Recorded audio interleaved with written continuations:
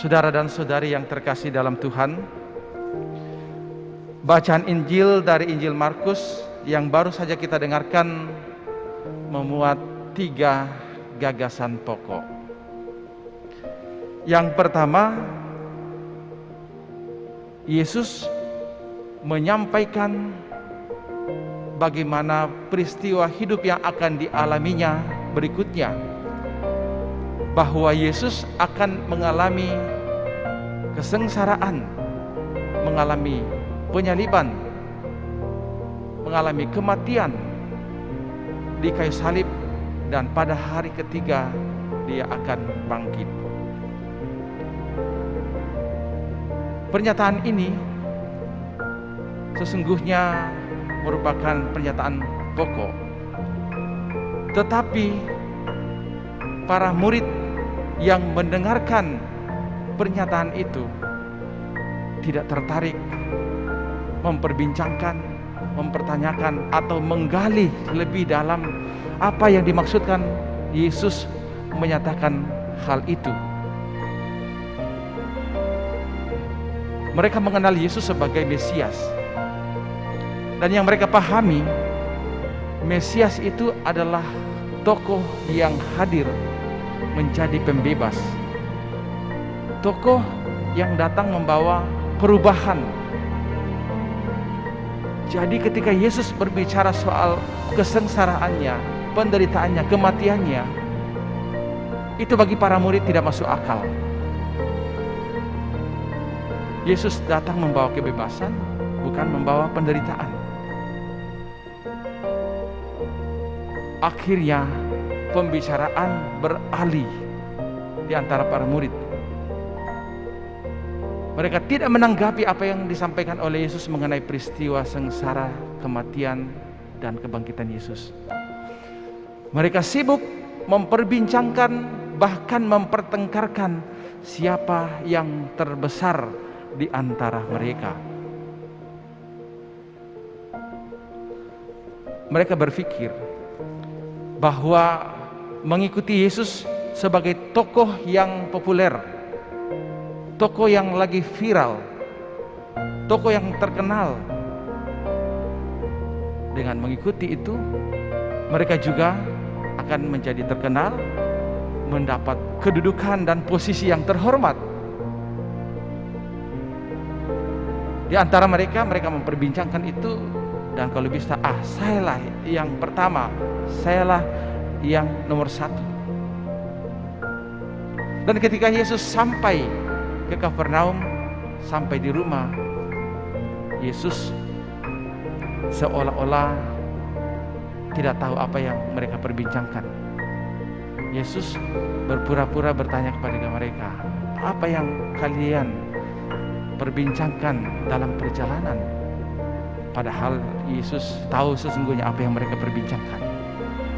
Tetapi Yesus menghargai pola pikir mereka, pola pikir manusia yang selalu dan cenderung untuk mau terkenal, mau mencari kehormatan, kedudukan, posisi yang istimewa. Sehingga ketika para murid memperbincangkan itu dalam perjalanan, Yesus tidak langsung meng-cut atau tidak langsung menghentikan pembicaraan itu. Dibiarkan begitu saja, supaya itu menjadi kesempatan bagi Yesus untuk memberikan pengajaran tentang seperti apa menjadi pengikut Tuhan. Yesus memberikan pola pikir yang sangat berbeda dengan apa yang dipikirkan oleh para murid. Para murid berpikir bahwa menjadi pengikut Yesus, ya, ada posisi kehormatan, punya kekuasaan, punya rasa nyaman, punya kedudukan. Tetapi Yesus mengatakan, kalau kalian mau menjadi nomor 1, yang pertama, menjadi yang pertama, kalian harus menjadi yang terakhir, menjadi pelayan untuk semuanya. untuk melengkapi pernyataan Yesus itu, Yesus memberi contoh, mengambil seorang anak kecil, menempatkan di tengah-tengah mereka dan mengatakan, kalau kalian mau menjadi yang terbesar, kalian harus menyambut anak kecil ini.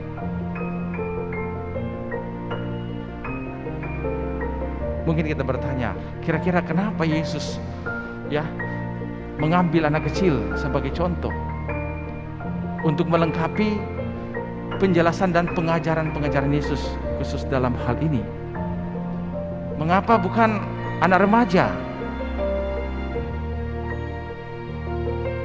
Mengapa bukan orang tua yang sudah punya banyak pengalaman? Kalau anak remaja itu dalam proses perkembangan dan proses mencari identitas, masih dalam suasana labil, belum stabil. Sedangkan orang tua biasanya lebih banyak pertimbangan untung rugi. Tetapi anak kecil secara fisik mereka kecil dan kelihatan lemah. Mereka lebih tergantung pada orang-orang besar, tergantung pada orang tuanya. Mereka lebih butuh perhatian. Mereka lebih jujur. Mereka polos dan sungguh mengandalkan perhatian, mengandalkan bantuan, dan pokoknya tergantung sepenuhnya kepada orang yang lebih dewasa. Itulah yang Yesus mau tunjukkan kepada para murid. Kalau kalian mau menjadi yang terbesar, perhatikanlah, layanilah orang-orang yang seperti ini. Orang-orang yang membutuhkan perhatian, orang-orang yang lemah, orang-orang yang tersingkirkan, yang mungkin ketika kita memberi sesuatu tidak akan memberikan balasan. Itu artinya melayani secara tulus tanpa pamrih. Melayani bukan supaya nanti saya dapat sesuatu. Karena anak kecil itu kalau kita memberi sesuatu, dia tidak akan pernah berpikir bahwa nanti saya juga bagi-bagi, nanti saya kasih ke juga. Mereka berbahagia ketika diperhatikan, diberi sesuatu, dihargai.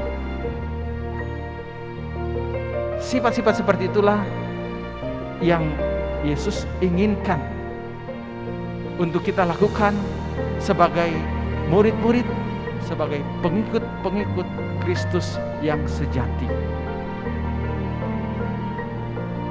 Keteladanan Yesus yang disampaikan kepada para muridnya sungguh sesuatu yang luar biasa. Dan bukan hanya kepada murid-murid Yesus menyampaikan hal ini, tetapi kepada kita, murid-murid zaman now, murid-murid yang saat ini mendapat banyak tantangan dalam hidup kepemimpinan dan kemuridan. Dan Yesus hadir memberi teladan bagaimana menjadi seorang pemimpin, bukan menjadi penguasa. Karena pola pikir kita ketika kita sudah mendapat posisi, mendapat kedudukan, kita akan menggunakan kekuasaan itu sesuai dengan kehendak kita. Ada seorang tokoh masyarakat yang disegani di satu kampung. Dia tegas, ditakuti oleh orang banyak karena kepemimpinannya yang sungguh tegas. Tapi dia tulus pergi menghadap kepada pastor pada saat sakramen tobat. Ketika sampai di gereja, pastor melihat tokoh adat itu, dan karena dia akrab dan dekat, Pak, mari Pak, duluan Pak. Mungkin Bapak sibuk, mungkin Bapak akan banyak melakukan pekerjaan, mari saya layani lebih dulu. Lalu ketua adat itu mengatakan, Pastor, terima kasih Pastor menghargai saya, tetapi saya di hadapan pastor, khususnya di hadapan Tuhan, sama dengan yang lain. Maka saya mau mengikuti urutan sesuai dengan urutan saya. Biarlah yang duluan datang silahkan dilayani. Nanti ketika giliran saya, baru saya akan masuk. Sangat jelas bagi kita kisah ini menunjukkan kepada kita seperti yang dimaksudkan oleh Yesus. Ketika kita mau menjadi lebih terhormat, lakukanlah apa yang sederhana, lakukanlah apa yang baik. Karena justru dari hal-hal yang sederhana, hal-hal yang baik yang kita lakukan sebagai pengikut Tuhan, sebagai pemimpin-pemimpin, akan sangat bermanfaat bagi orang-orang yang membutuhkannya. Sebagai murid Tuhan Yesus juga ada banyak hal yang dituntut dari kita kalau kita mau mengikuti Yesus secara lebih jauh dan lebih dalam. Mengikuti Kristus bukan hanya bahwa kita mengakuinya, tetapi kita juga dituntut untuk meneladan bagaimana Dia mencintai manusia setulus-tulusnya, sedalam-dalamnya, secara utuh, penuh, dan total. Tuhan Yesus memberikan teladan kepada kita melalui peristiwa salib. Dia merelakan seluruh hidupnya demi cintanya kepada manusia dan demi ketaatannya kepada Allah Bapanya. Di masa pandemi ini, saudara-saudara terkasih, menjadi kesempatan bagi kita untuk menyatakan secara jelas bagaimana kita menjadi pengikut Tuhan. Menjadi pertanyaan besar bagi kita, apakah kita sudah membantu, melayani, memperhatikan orang-orang yang terdampak musibah COVID-19.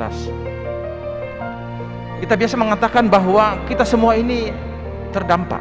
Kita semua ini mengalami penderitaan, kesulitan, siksaan karena COVID-19. Tapi jangan lupa Bapak Ibu dan saudara-saudara terkasih, bahwa di luar sana banyak saudara-saudari kita yang lebih menderita dari kita karena COVID-19.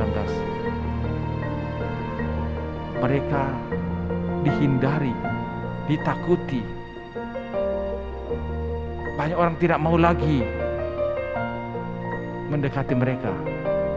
Sepertinya hilang relasi yang dekat karena COVID. Banyak orang kehilangan pekerjaan. Banyak orang kehilangan harapan.